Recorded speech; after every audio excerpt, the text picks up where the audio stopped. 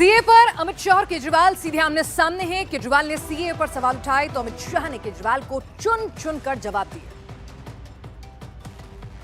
CA पर अमित शाह ने केजरीवाल को पॉइंट टू पॉइंट सॉलिड जवाब दिया। दिल्ली के मुख्यमंत्री अपने भ्रष्टाचार के उजागर होने से अपना आपा खो बैठे। बांग्लादेशी घुसपैठियों की बात नहीं करते, रोहिंग्यास का विरोध क्यों नहीं करते हैं? सिर्फ जो हिंदू शरणार्थी आए हैं, जो बौद्ध शरणार्थी आए, जो जैन, पारसी और क्रिश्चियन शरणार्थी, इसी का विरोध कर रहे हैं। दिल्ली के चुनाव उनके लिए लोहे के चने चबाने जैसे हैं। अमित शाह के बाद केजरीवाल दोबारा सामने आए, लेकिन उनके चुनावी स्क्रिप्ट में सिर्फ पाकिस्तान था।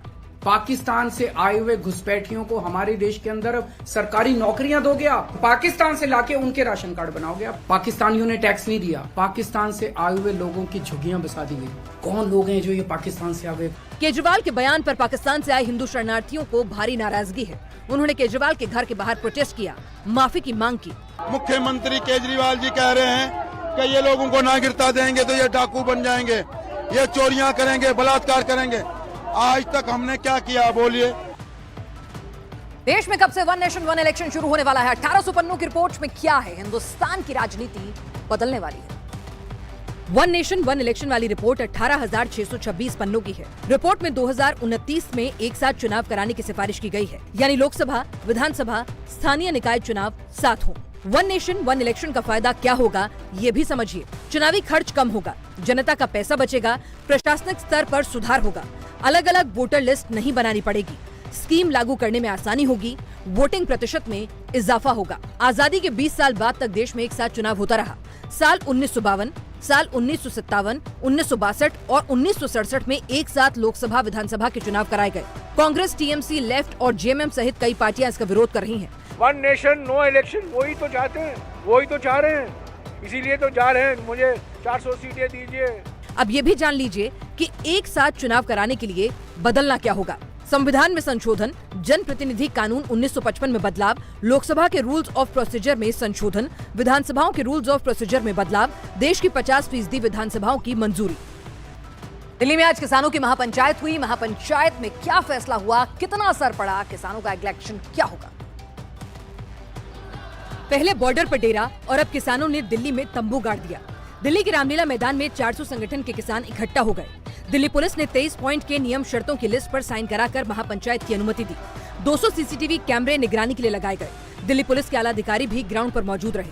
बड़ी तादाद में जो किसान हैं वो दिल्ली के रामलीला ग्राउंड में पहुंच भी गए हैं। आप तस्वीरें देखें, महिलाएं भी जो हैं इस प्रदर्शन में, इस महापंचायत में शामिल हुई हैं।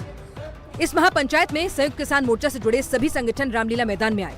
महापंचायत में किसान नेताओं ने ऐलान किया कि अगर किसानों की मांग नहीं मानी गई तो आर पार की लड़ाई होगी। देखो, मुद्दे तो सारे किसान के हैं। ये आंदोलन और किसानी आंदोलन इकट्ठा होकर ही जीता जाएगा। दिल्ली में एंट्री के सभी बॉर्डर्स पर खास अलर्ट है।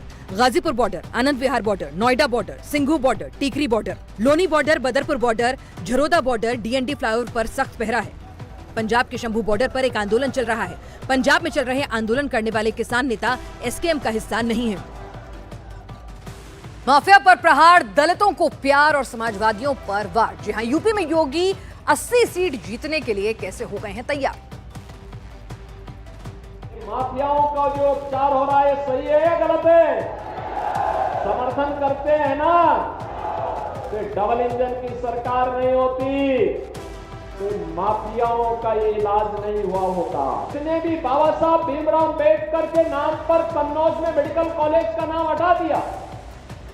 हमने फिर से जोड़ दिया। हमने कहा बाबा साहब भीमराव अम्बेडकर भारत के संविधान के शिल्पी थे, उनके नाम पर कोई समझौता नहीं हो सकता। समाजवादी पार्टी दलित विरोधी है। माफिया प्रेमी और दलित विरोधी है समाजवादी पार्टी।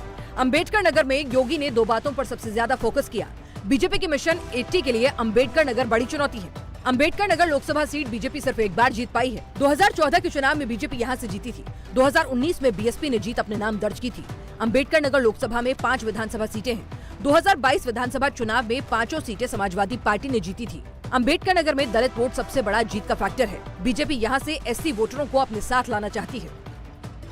और बिहार में चाचा वर्सेस भतीजे की लड़ाई का नतीजा निकल गया है। बीजेपी से चिराग की डील फिक्स्ड हो गई है, लेकिन पंजाब कांग्रेस में एक और खेल हो गया। मोदी का कुनबा बढ़ता जा रहा है, विरोधियों का दायरा सिकुड़ता जा रहा है। जो मोदी के साथ हैं उन्हें उनका रिवॉर्ड भी मिल रहा है। खुद को मोदी का हनुमान बताने वाले चिराग पासवान को बीजेपी ने बिहार में 5 सीटें देने का फैसला किया। चिराग पासवान के चाचा और केंद्रीय मंत्री पशुपति पारस को एक भी सीट नहीं मिली है। सूत्रों की माने तो वैशाली, समस्तीपुर और हाजीपुर सीट चिराग पासवान की पार्टी के हिस्से में आई है। चिराग पासवान खुद हाजीपुर से चुनाव लड़ेंगे।